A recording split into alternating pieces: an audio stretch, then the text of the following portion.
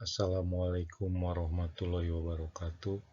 Anak-anakku sekalian kelas 7 yang Bapak sayangi dan Bapak cintai, untuk materi hari ini Bapak ingin memberikan materi tentang analisis data, masih di program Microsoft Excel atau program pengolahan angka. Nah, prosedur dalam mengoperasikan data angka. Nah, kalau kalian memasukkan data ke dalam suatu sel, diawali dengan klik sel tempat yang akan dimasukin data tersebut dan mengetikkan data itu sesuai dengan yang kalian inginkan. Selanjutnya diakhiri dengan menekan tombol enter atau bisa juga dengan tanda panah ke bawah. Kemudian cara menggunakan rumus ya. Kalau di dalam Microsoft Excel itu terdiri dari beragam rumus ya, banyak rumus-rumus yang bisa kalian masukkan. Nah, masukkan rumus ini juga ada hal yang perlu diperhatikan.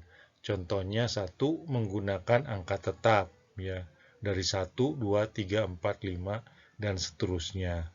Langkah-langkah dalam menuliskan rumus dengan menggunakan angka tetap adalah sebagai berikut.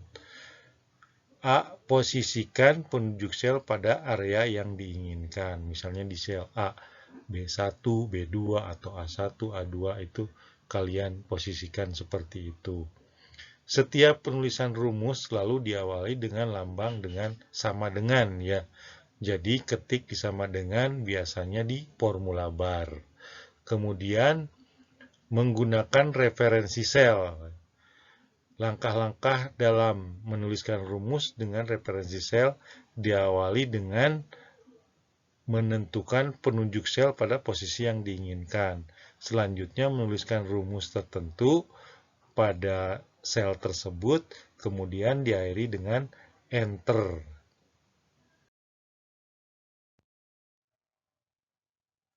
Untuk menuliskan rumus, kalian pun bisa menggunakan keyboard dan mouse.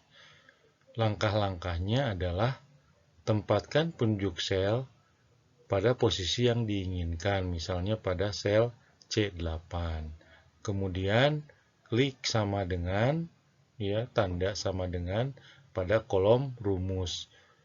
Kemudian pilih atau klik sel D8. Itu ada angka, umpamanya angka itu 8. Kemudian lalu ketik ini tanda membagi ya, garis miring ini tanda untuk membagi. Kemudian misalnya pilih lagi dengan menggerakkan mouse ke E8 ya, lalu tekan enter. Kemudian nanti hasilnya akan ada. Itu cara misalnya untuk menuliskan rumus dengan menggunakan keyboard dan mouse. Mouse-nya digerakkan dengan sel-sel yang kalian inginkan.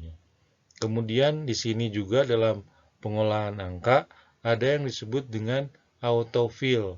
Autofill ini berguna untuk biasanya Bapak gunakan di sini untuk mengurutkan angka ya, dari 1 misalnya sampai 100. Nah, tanpa harus kalian ngetik lagi satu-satu, tapi kamu cukup mengetikkan 1, 2, 3 di tiap selnya. Misalnya di A1, A2, A3, kemudian di blok, kemudian kalau ada tanda panah kurus ya, yang warna hitam, kalian blok ke bawah, nanti angkanya secara berurutan nanti ke bawah. Nah, di sini juga bisa menggunakan autofill sebagai berikut. Pilih klik tempat posisi awal dari rangkaian data yang ingin dibuat. Misalnya sel A1. Selanjutnya ketik data awal yang kita inginkan. Contohnya di sini Januari. Selanjutnya klik sorot pada sel A1 dan arahkan pointer mouse ke pojok kanan bawah ke sel A1 sehingga tanda plus putih berubah menjadi plus tipis berwarna hitam. Tekan tombol kiri mouse, geserlah drag posisi pointer mouse ke sel yang diinginkan, misalnya A12. Dengan langkah-langkah tersebut, masukkan data berupa angka 1 pada sel B1 dan angka 2 pada sel B2. Selanjutnya ikuti langkah-langkah autofill seperti di atas. Nah, nanti akan secara berurutan.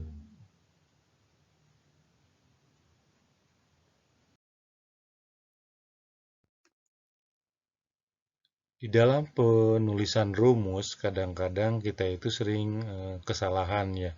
Ini klasifikasi pesan error. Error itu kesalahan.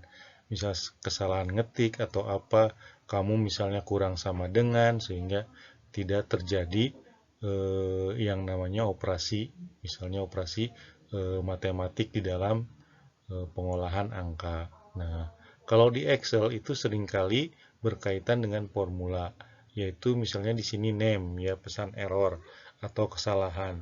Muncul ketika Excel tidak dapat mengenali sebuah nama yang digunakan pada formula. Null ya. Muncul ketika menggunakan intersection operator pada dua rank yang berhubungan pada sebuah formula. Kemudian tanda pagar banyak itu terjadi karena mengandung format atau tanggal yang menghasilkan nilai negatif atau juga lebar kolom yang tidak cukup. Kemudian ada juga div garis miring O terus tanda itu muncul ketika pada formula yang dibuat terdapat pembagian 0 atau dengan sel yang bernilai kosong.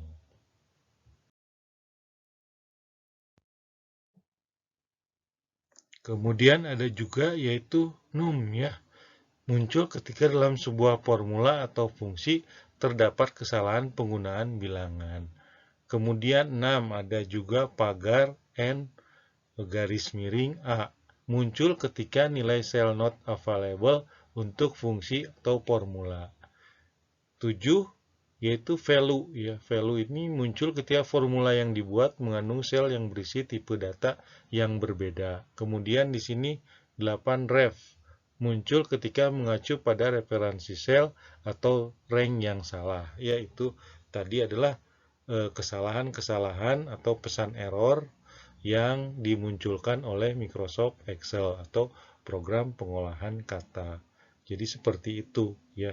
Jadi kalau gitu mah Pak, saya takut melakukan kesalahan. Jangan takut. Kalian tetap aja buat. Nanti juga kalau misalnya salah kalian dikasih tahu. Lalu kalian betulkan ya. Gitu aja. Untuk materi hari ini Bapak ucapkan terima kasih. Assalamualaikum warahmatullahi wabarakatuh.